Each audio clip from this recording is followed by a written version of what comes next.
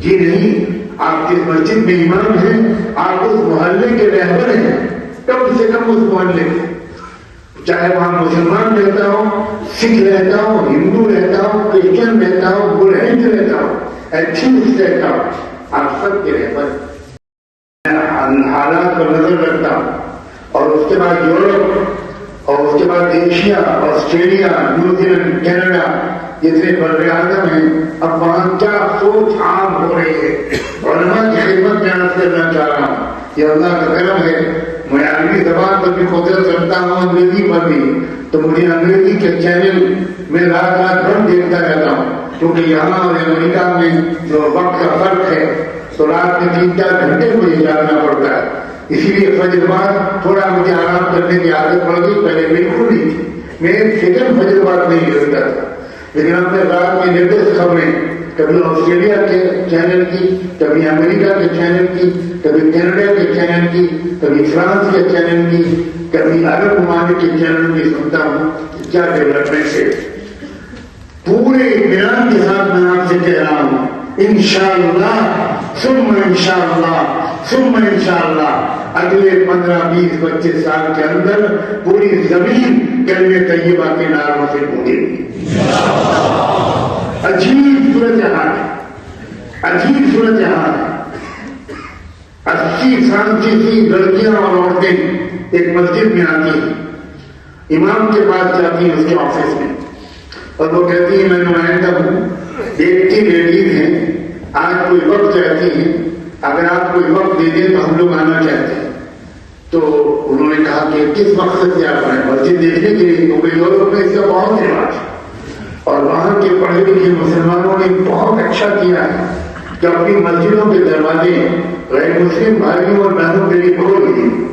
آئیے دیکھیے ہم اذان میں کیا کہتے ہیں، آئیے دیکھیے ہم نماز میں کیا پڑھتے ہیں، اور جب ٹرانسلیشن کرتے ہیں وہ پوری نماز کا پوری رکوع سجدے دور تک پڑھتے بتاتے ہیں کہ ہم کیا پڑھتے ہیں، اذان میں کیا کہا جاتا ہے، نماز میں کیا پڑھتے ہیں ہم، سورہ فاتحہ کا کیا مطلب ہے، قل هو اللہ احد کا کیا مطلب ہے۔ تو اس خاتون نے کہا کہ نہیں، ہم لوگ مسجد کو دیکھنے میں سمجھنے کے لیے نہیں آ رہے ہیں، ہم لوگ اس سے پہلے یہ کام کر چکے ہیں، ہم چاہتے ہیں ہم سب 80 عورتوں کو آزاد کلمہ پڑھیں۔ ایک لائن میں 80 عورتیں کھڑی ہوئی پوری حجاب کے ساتھ، پہلے کلمہ پڑھنے سے پہلے حجاب۔ امام صاحب نے کہا کہ مسجد کے آداب میں سے ہم آپ کو گفٹ کرنا چاہتے ہیں، اگر آپ پسند کریں تو ہم آپ کو حجاب دیتے ہیں، سر پر حجاب رکھتے ہیں۔ ان عورتوں نے جھک کر حجاب لیا، آنکھوں سے لگایا، اور اس کے بعد سر سے اور چہرے کو ڈھک لیا، سر کو ڈھک لیا۔ اس کے بعد 80 عورتوں نے امام کے پڑھانے پر پہلا دوسرا تیسرا کلمہ پڑھا، درود شریف پڑھا، اور عورتیں رو رہی تھیں، 50 عورتیں، ان میں سے 1050 رو رہے تھے۔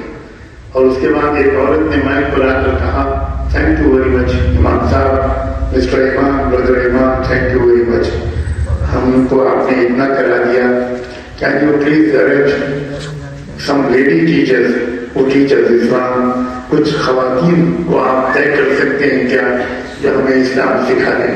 یہ قوم، امام صاحب نے کہا ودن 20 منٹس، 20 منٹ کے اندر آپ اپنا نمبر دے دیجیے، ہم آپ کو انشاءاللہ 40 عورتوں کے نمبر دیں گے، جو ایک عورت آپ میں سے 2 کو اسلام سکھائے گی۔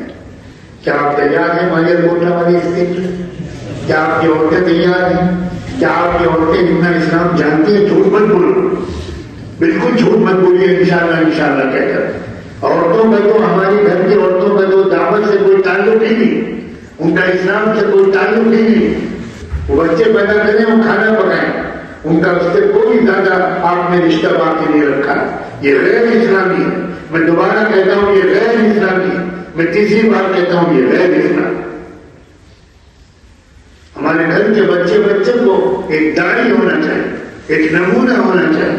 اور ہم کیا کر رہے ہیں بھائی، کس سطح پر ہیں آپ نے مسجد میں آ کر 2 رکعت نماز پڑھا دی، اور کافی ہے یہ بالکل کافی ہے، یہ 2 مدد کی امامت، کیا یہ قیادت کا ذمہ داری آپ کے سر سے اتروا رہی ہے؟ جی نہیں، آپ کس مسجد میں امام ہیں، آپ اس محلے کے رہبر ہیں، کم سے کم اس محلے کے، چاہے وہاں مسلمان رہتا ہو، سکھ رہتا ہو، ہندو رہتا ہو، کرسچن رہتا ہو، برہنج رہتا ہو، ایتھیسٹ رہتا ہو، آپ سب کے رہبر، آپ کو سب سے پہلے محبوب بننا چاہیے۔ دیکھو اللہ کے رسول صلی اللہ علیہ وسلم کو دعوت کی ذمہ داری دینے سے پہلے اللہ تعالیٰ نے